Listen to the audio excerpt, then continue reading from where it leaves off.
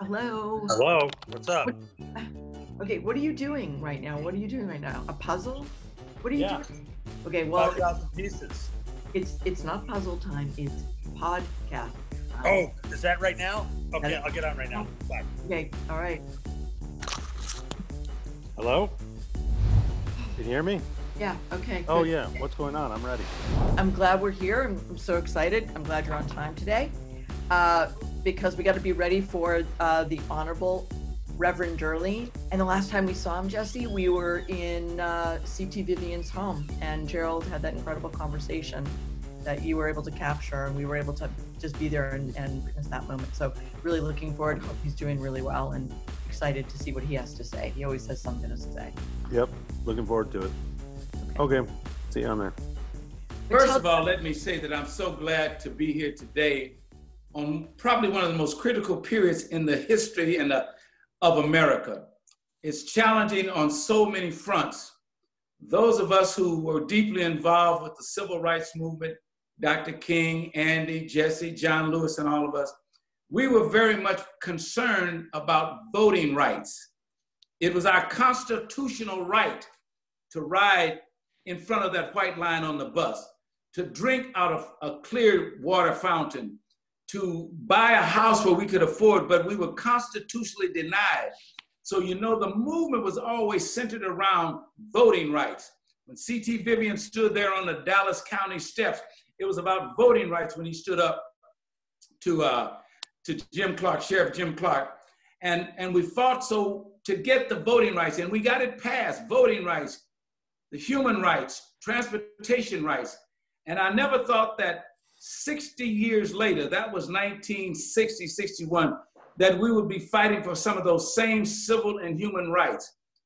I believe that it is a constitutional right for everyone to have clean water, to have toxic-free air, to not have a waste dump in their neighborhood, to not go out and have people fracking where the methane is coming up and destroying your children, the health associated with asthma and cancer. Those are constitutional rights. So I'm constantly looking at how the civil rights movement that we pulled together in 1960 and the environmental movement, they're very much alike. And so this is why we're excited about this time, because we're voting in a new administration that must be sensitive to what we're talking about. And so I'm excited. Even today, before I came to speak with you and Jesse and others, from 1 to 2:30, we were on with people across the country who were saying they're going out voting, but I said, they're going out voting. It's one thing to vote for the health care bill, the affordable health care bill. It's another thing to vote for unemployment and checks to come. But it's another thing, all of this is wrapped in our environmental context. You can't vote if you're dying from a poor environment. So that was from 1 to 2:30, and then from 3 to 4 with Eco America and other groups, and we're doing it, coming together. Interfaith Power and Light, which I chair that board, we're in 40 states, 22,000 houses of worship, and now we're talking about get out and vote, but vote for the survival of all nature, human beings, plants, animals, the air, the environment. So that's the excitement that I feel today, and I feel that we're on the winning team right now. I'm so excited when I see people going out and voting, because I believe that now we've reached that point where we're gonna really make a difference. You know, so does it, when you've been in the civil rights movement since what, 1960? 1960, 60 years.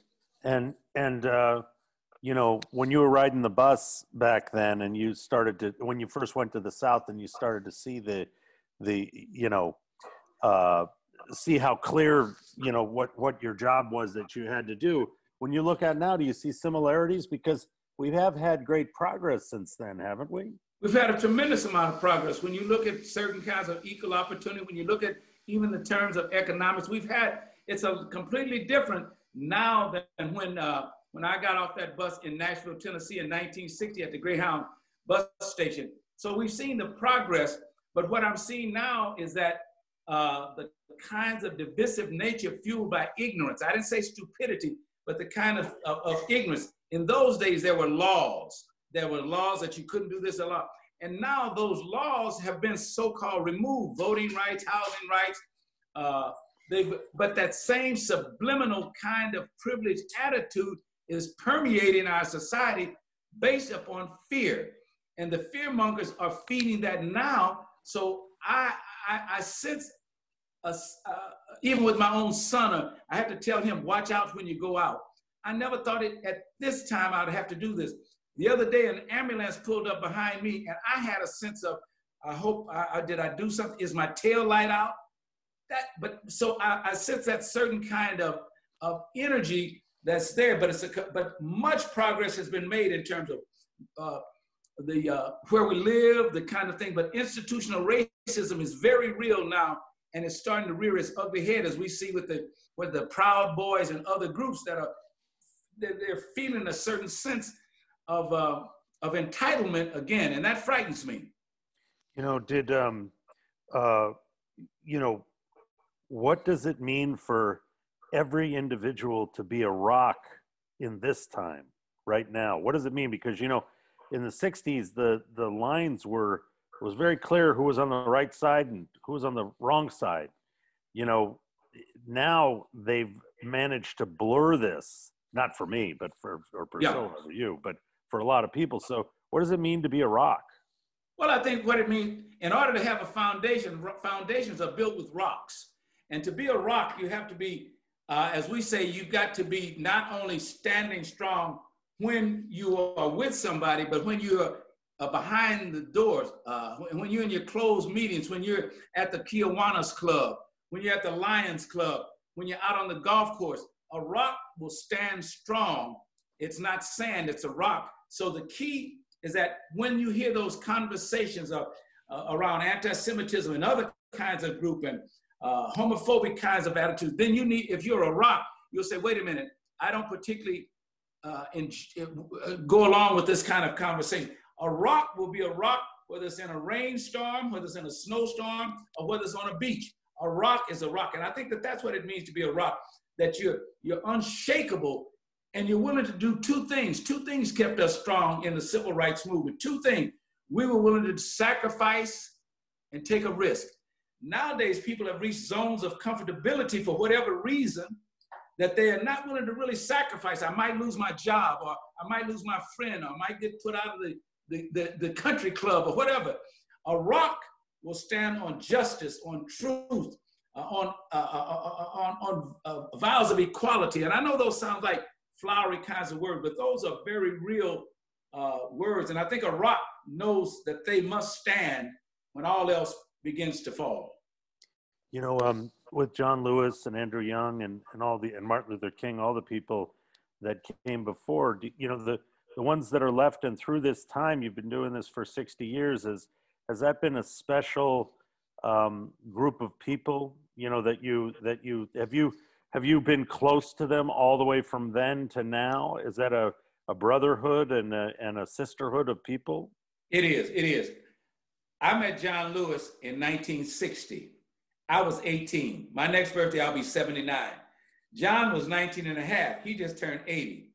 3 days ago, Jesse Jackson turned 79.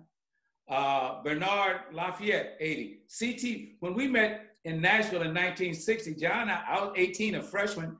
John was at the American Baptist Institute. He was 19 and a half. Maybe he had just turned 20. And there was an old man giving us advice. We didn't want to pay attention to this old man. He was 35 years old. What could he teach us? His name was C.T. Vivian. And C.T. was 35, but C.T. had already led a march in 1947 in Peoria, and he had just come in with the movement. So we said, what are we gonna learn from the old man? But we learned from them, and this is what we're trying to teach the Black Lives Matter people. You've got to have a plan and an organization. You've got to know who you're speaking to, why you're speaking to them, what do you want from them? So we began to learn from he and from Jim Lawson, who was there at Fisk, or was at Vanderbilt, got kicked out and then over to Fisk. So it is a kind of a James Orange and a James Bevel and some of the other people who were in the movement there. I'll never forget in 1961, the Freedom Ride, I was supposed to be on the bus, but I was in the gym shooting. The coach didn't let me out, so I missed the bus. And the bus went on down, and they bombed it. Hank was on there, and Pauline was on there, good friends, in Anderson, Alabama.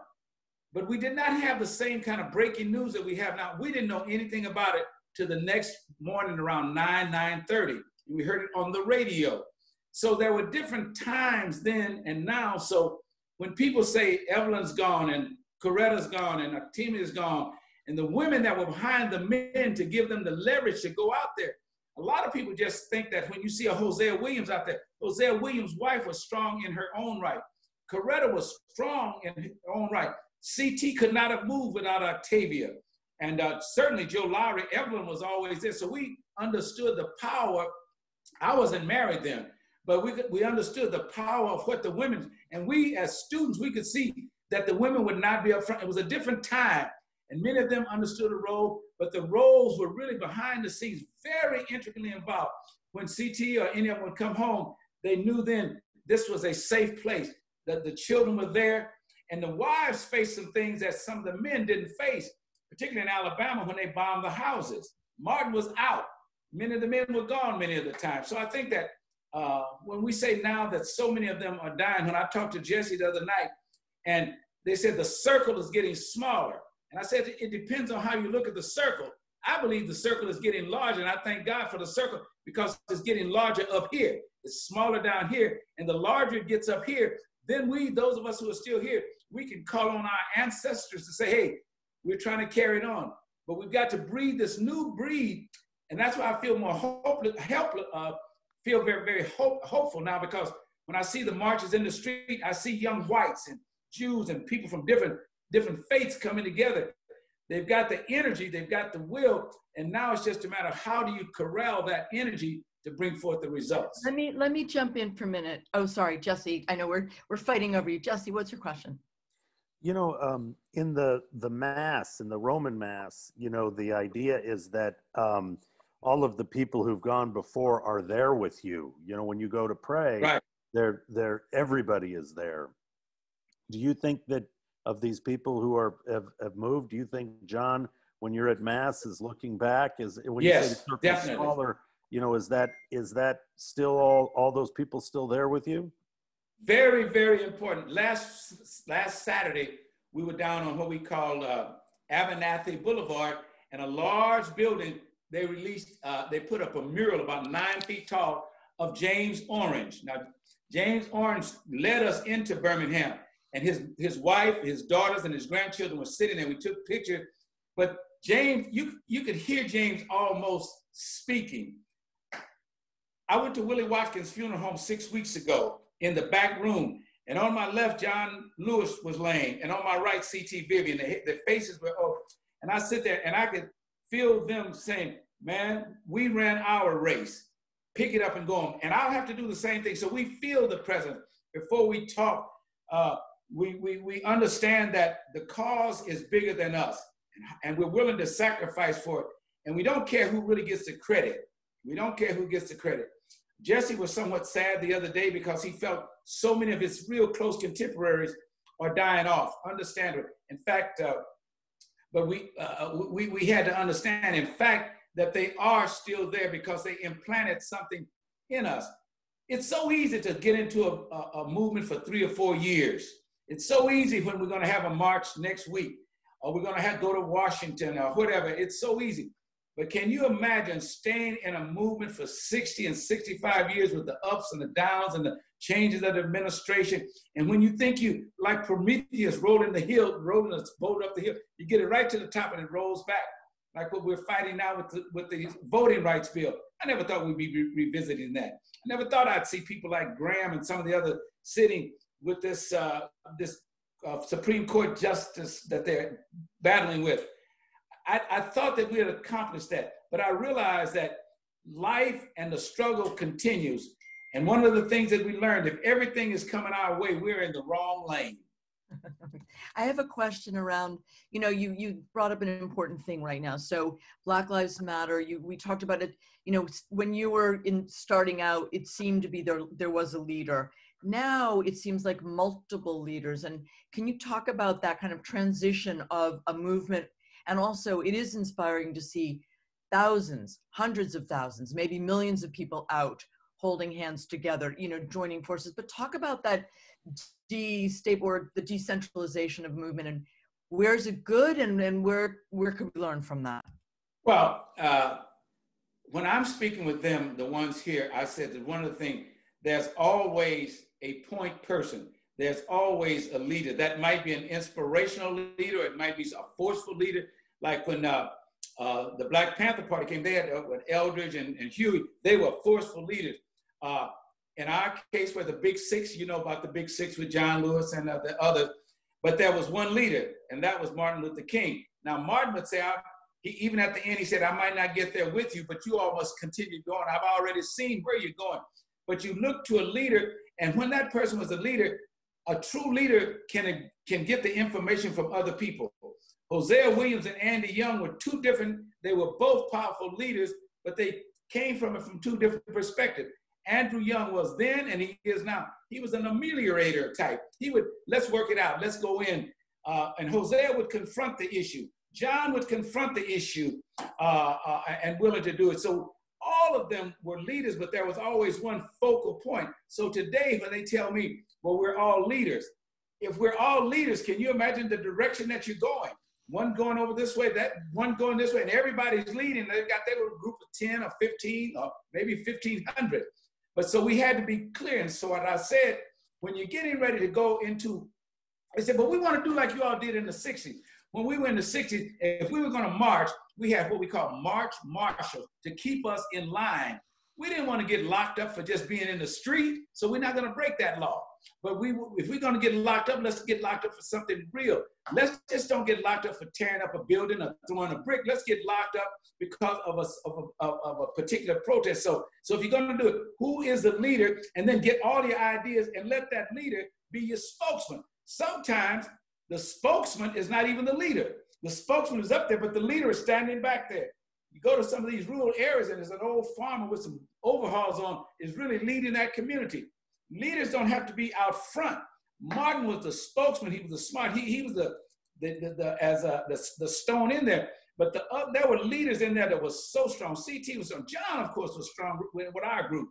So I always say to them, who is the leader? Who is the spokesman that can step up there? And then you all feed all your ideas to that person. And if that person steps aside, then have somebody ready to step right in.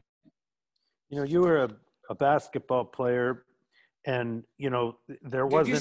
Did you say were a basketball player? Okay, you are. He's still playing. You are a basketball player. Thank you. He's a basketball player always. Yeah. But you first really experienced racism when you went south, right? Because you didn't have it where you were. I didn't see it where I was.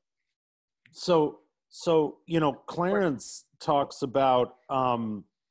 Clarence Jones talks about, when we talked to him, he said, he wasn't really down with everything that was happening. And then he saw Martin Luther King speak. And then after he finished speaking, he tells the story about how he put his hand on Martin's shoulder and said, where do you want me to go? What do you want me to do? And he's basically been doing that for 60 years, right? Where do you want me to go? He's lived on. So he says, well, I became a disciple in that moment. Was there a moment for you, because you first experienced this terror, but then it's like, you could have just gone back to school and not actually, is there a moment that people become this thing, Yes, it is. Every single one of them. In the Christian tradition, those that go into pastor, they say, you received a calling, and we ask them, what was your calling moment? And I've heard all kind of stories, and I was on my knees shooting crap, and the Lord grabbed my arm and threw the dice out and took the liquor out. All of these. There's always a moment in someone's life that makes a critical point. In my case, makes a critical change. I call it a Kairos moment. And in my case, it was my freshman year when I went down to Fisk University. I had no idea about all the movements, and even though I was in Nashville and they just had the counter marching, the marching on the counters about 3 months before me, but I came to play basketball. But when I got there, they said that they were going to have a meeting down at Fisk University. So I went down to Fisk with my roommates, and we went in there, and I had an ulterior motive. My motive was certainly not anything to do, and I'm sure Clarence would attest to this, to do with getting involved in the civil rights. Our parents told us, don't get involved. You're coming from Denver, Colorado to the South for the first time. Let them fight, get your education. Even those from Mississippi, go to school, get your education. We don't have the money to send you, don't get involved. I went down to Fisk, and I'll be very honest, I went down to Fisk they said they had some beautiful ladies there, and I wanted to see what it looked like. And I'm sitting there with a 6'9" roommate and another, and we said, man, this is beautiful. Look at all of this intelligence all around us. But there's a moment in all of our lives where you have one thought in mind, but there's a force greater than you that has something else. And the back door opened of this building, of the hall where we worked, and 5 men walked in on that. And those 5 men, 2 of them were my same age about, and there were older people. I said, oh, it's going to get dull in here. So John Lewis was about my same age, Julian Bond, and then there was Andy Young and Hosea. Then there was this little guy there, he's about 30-something years old, named Martin Luther King. He started talking about Greyhound bus station, started talking about Trailways bus station. Then I remember what happened to me coming from Colorado to Nashville, going to the back of the bus. And I said, wait, it didn't matter, it didn't register. Coach told me to stay out of all that stuff. My parents told me to stay out of all that stuff. But there's a moment where truth hits you square in the face. And how do you know it's that moment? Because it's uncomfortable. And I think people, when you reach a point of uncomfortability, to know, now you might not know why you're uncomfortable, but there is something that's uncomfortable. There's something not right, because a person can't sit at a counter. A person can't try on a pair of clothes or try on a hat. Something is wrong. And then all of a sudden they're saying, well, look, don't go into it altogether. And see, I was not nonviolent. Many of us were not nonviolent, but you know that you've made it when you understand that there is a philosophy greater than you. As CT said, the first time he faced nonviolence was in the 4th grade, when he was going to beat up a little white boy in Macomb, Illinois, and the boy never fought him back. CT said, that's when I first encountered nonviolence. And he became a component of that, a proponent of that. I didn't know anything about Mahatma Gandhi and what was going on over there. I was just like anybody. I played ball, came to school, wanted to go on. But when Dr. King started explaining this and saying that it's going to be love, and we'd ask questions, why should we love somebody we don't know when they're spitting and throwing sand on us, won't let us go in the movie house? But he talked love will cast it out. That's what we've got to do. Now, if you don't have the attitude nor the temperance to go through this, don't come down with us tonight. Then you don't want to be excluded. And so you think, well, so that is that turning point. And once you've really made that commitment, I think, in your life, it becomes something that lasts all the way through, even in my life and those that I know, even to today. The people that were with us were very sharp, committed people that could have gone into the corporate world. Andrew Young had to borrow money to send his kids to college after all he had gone through. None of us, because that was not the motivating force. And Dr. King had that charisma to be there, to say things a certain way, and could laugh at it, and you look at it, and you said, I've got to make that difference. And it's a part of your life thing forever. Do you think that Greta, I'm sorry, Jesse, do you think, you say it becomes uncomfortable and then you got to do it, and you are so involved and have been so involved in the environmental climate crisis movement. This is, you talk about this as one idea, right? That it's all connected. So can you just speak a little bit about where let me give you an example. And it's always going back to Jesse's question, what was that moment? Because as far as I was concerned, I could have cared less about a polar bear. I'd never seen a polar bear. I didn't realize that the trees were absorbing oxygen and all of that. And it had nothing to do. That was not my calling. If those people had money, they had time to go off and get in the foundations and sit and talk about what's going to happen to the turtles or up on some little beach, or talk about the coral reefs being bleached. That wasn't care. But there's always somebody or circumstance. And a lady came to town and she wanted to talk about teenage pregnancy in Black girls. And I liked what she was saying. And she said, I'm going out to a meeting today to talk to some evangelicals about something about this teenage pregnancy. Will you go with me? So I went with her out there. And these men began to attack this lady saying about abortion and all this. She said, no, I'm talking about lifestyle change.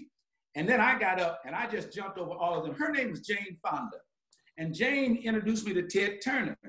And I said, then next thing I know, Sally Bingham. And I'm saying, what are these people? And I began to understand the connectedness. And then from a spiritual point of view, that we have a moral obligation to protect what God gave us. God gave us a perfectly balanced ecological world, and we're destroying it by putting profits over people.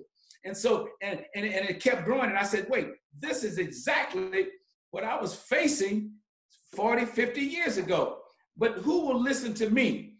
Because the people I'm called to serve, they're dealing with everyday survival issues and racist stimulus issues. But I said there's something that's unique. So I began to get into it. Then I began to see that communities of colors were negatively, disproportionately impacted because of the environment.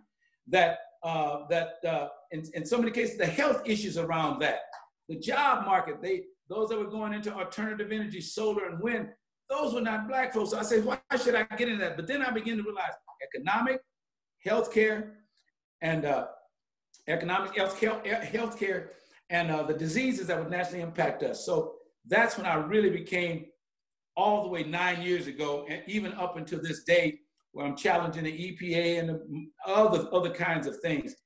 I see my role very much like those of us at my age, and mine is not to know all of the statistics. Bill McGibbon can know all of that, and other people, the 350 and the Sierra Club and the World Wildlife Reserve, they know all that. But my role is to say we have a moral, ethical obligation to change the political system and challenge the economic system, and we can do it, and we will not quit.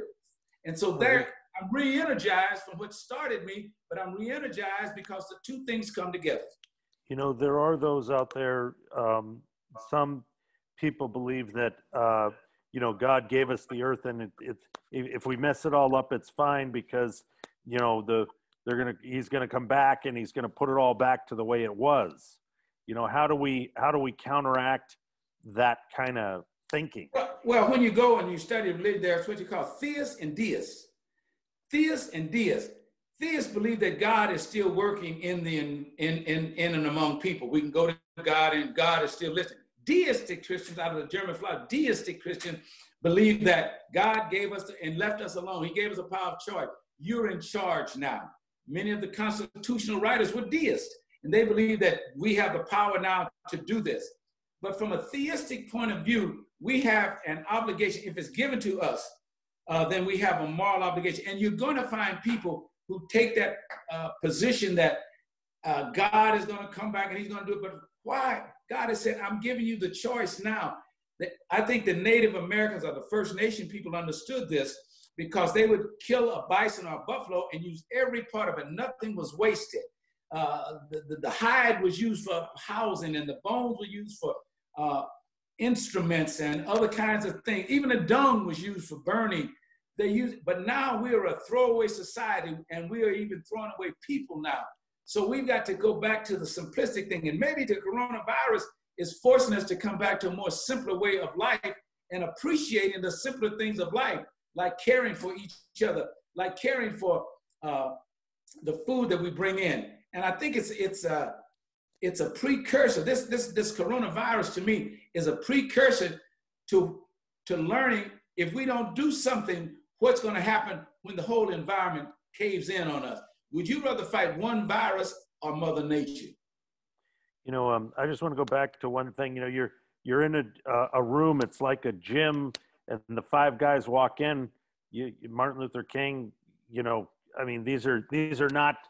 You know, John Lewis and Andrew Young at one time. You know, and I don't know who the other two people were, but do you know that these are special people? You know, no. What do they just seem like normal people when they're coming in? Yes. And at what point do you realize, I mean, you know, not even talking about all their success, at what point do you realize these are very special people? You know, because these are not normal people, you know? 2 or 3 years later in 1963, August, at the March on Washington, At that time, I was student government president of the students in Nashville at Tennessee State.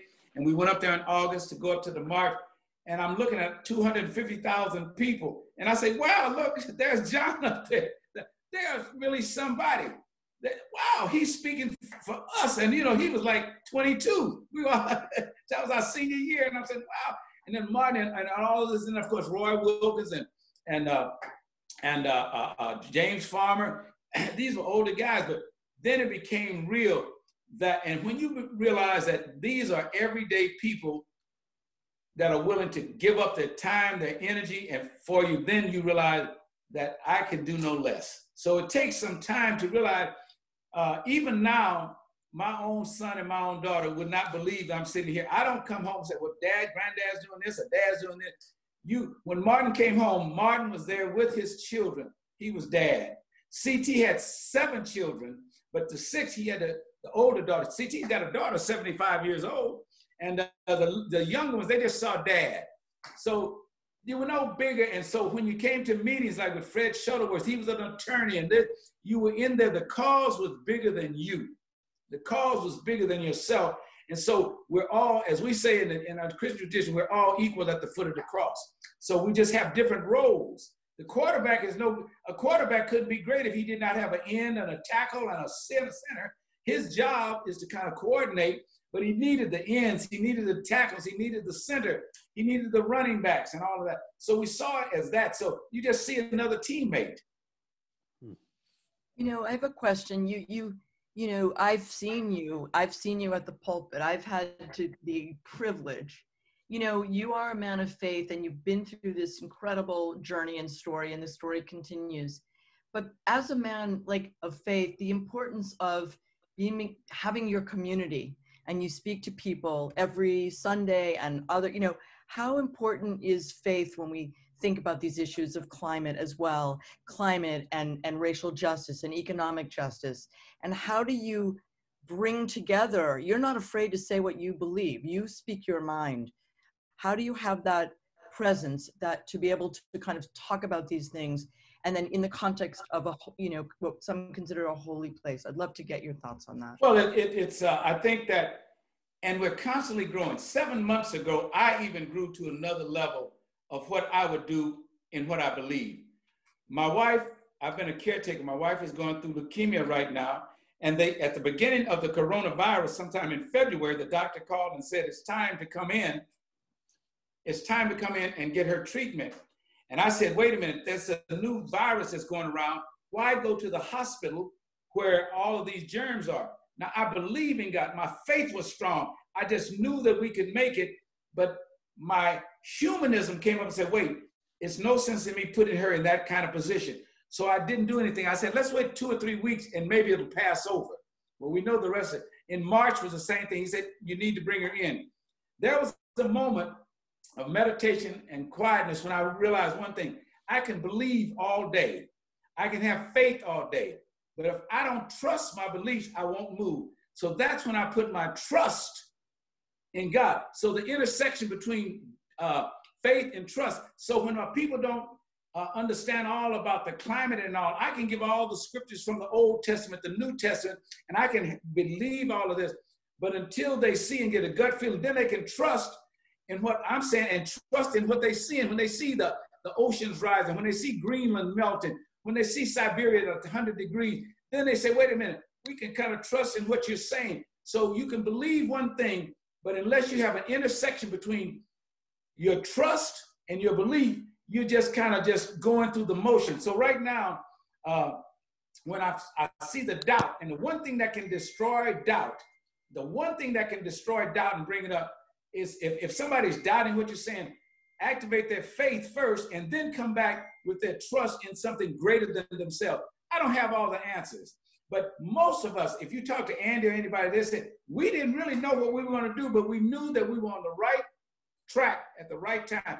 This whole thing around climate, when I see what's going on down in Florida, the flooding in Florida, when I see what's going on in the Midwest, 210 earthquakes, when it used to be 5 or 6, something is happening. When I see people fighting about fracking, going down through the shale, and then methane is even more deadly than carbon dioxide, That doesn't take a rocket science. And then I see why we will pull out of a Paris Treaty, because of the economics involved, the economics and ignorance combined. So I have to speak to those. And others, once they begin to make the connection between what they believe in climate change, but if you believe in the mitigating climate change and you don't do anything about it, then your trust level is low. You got to trust that you are, we use the term, you've been called for such a time as this, and you've got to follow your calling. You know, does there have to be a moment where people fall on the road to Damascus to get this environment to be on the top of everyone's agenda? I've often said two things bring people back to understanding something: old age and tragedy. Governor Wallace, he was an old man. He started saying, what did I do all those years? Old age, and he got shot. Old age and tragedy got it. So I think that there are moments. Somebody said, I was talking to somebody, they said, what would you say would be your crowning moment? And you couldn't answer that, because I think you have crowning moments in each phase of your life. You have a crowning moment at doing this, and then all of a sudden you're in another phase and you have a crowning moment there. And none of those, I don't think, are any larger than the other, because you're responding at that time to what you felt was right to make a difference. So I don't know if it says any one moment. There are a conglomerate of moments that come up to bring about some kind of force. Yeah. You know, is it still the guiding principle, love? Yes. Love casts out all darkness, and that's so important. And we've got to define, you know, you go to seminary, you learn about agape love, eros love, and philios, 3 types of love. And philios and erotic, and right now, we've got to almost redefine what it means to love and to care. Do we have to lose 210,000 people to realize that we can care for our brothers and sisters? Do we have to get to that point where an insensitive legislative body has to see all the sprawling dead and 10 million people looking for work before we understand I am my brother and my sister's keeper? And until, I've often said, you don't learn a lesson until you finally grasp it and you see that I'm a part of this.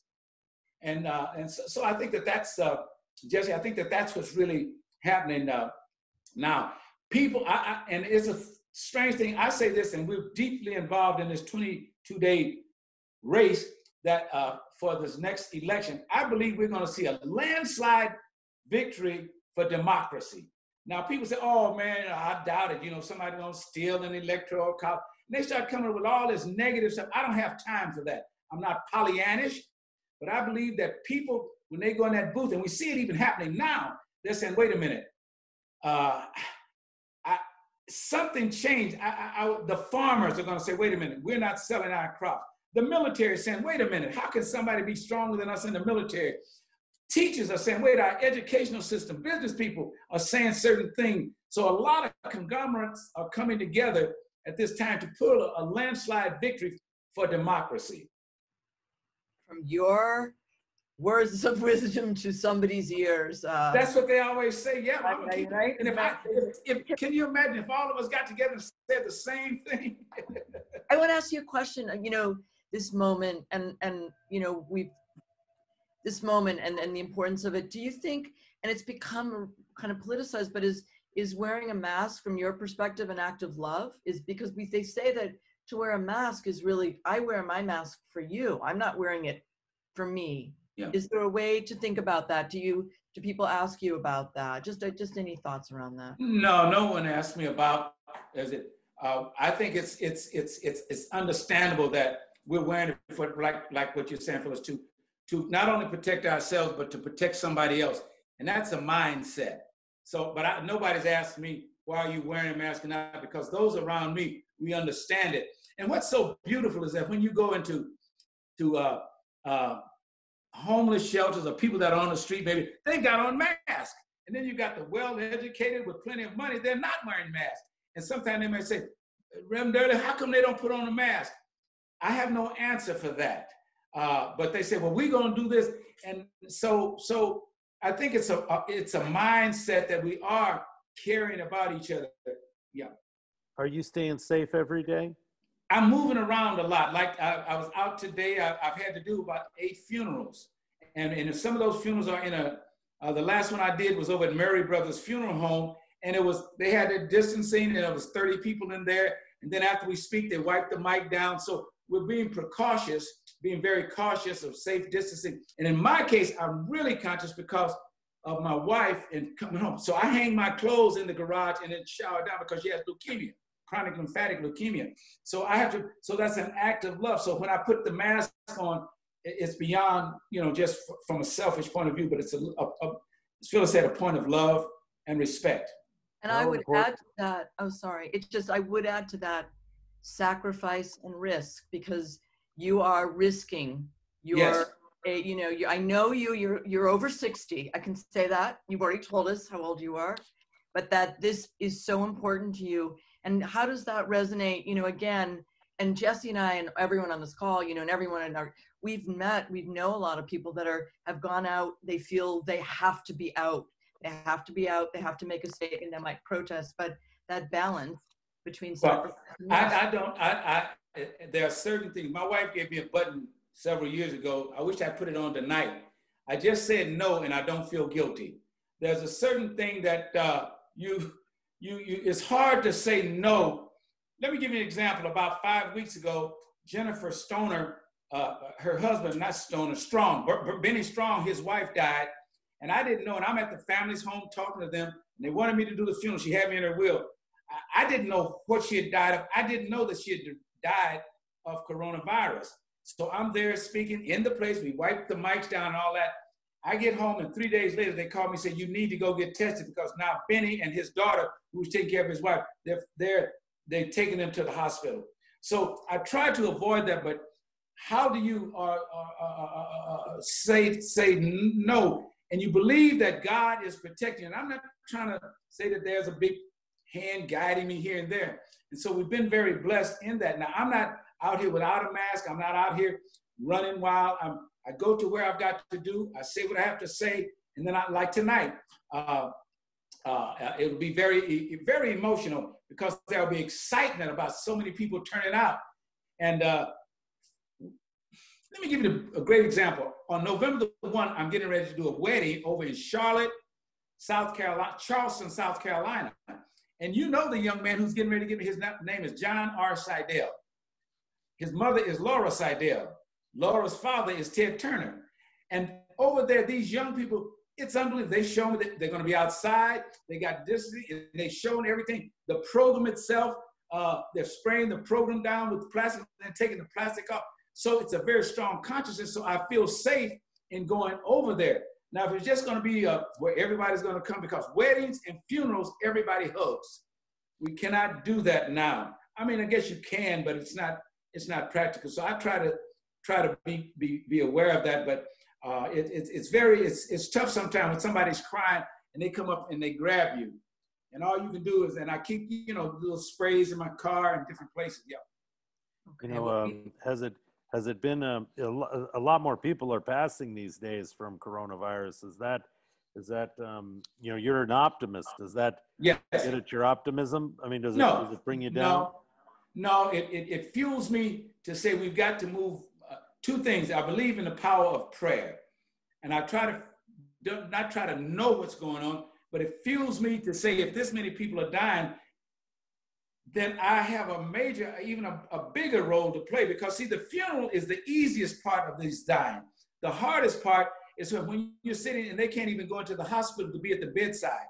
That is tough talking. Or after the funeral, they're saying, why didn't we know? How did we get it?